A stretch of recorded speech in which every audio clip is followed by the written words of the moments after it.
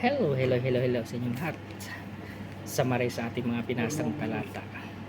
Ang Proverbs 23 ay nagtuturo sa atin ng napakahalagang aral. Huwag tayong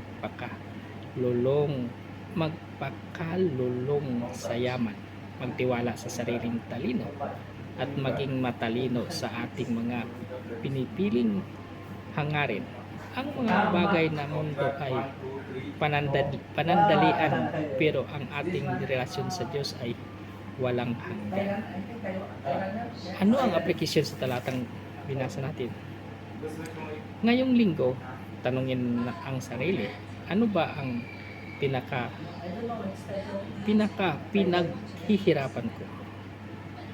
Maglaan ng intentional time para sa mag-pray at mag-evaluate ng priorities.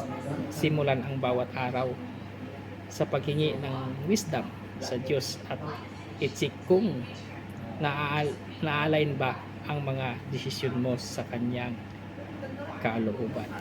Ayan. God bless. Ingat po lagi. Thank you for watching sa inyo.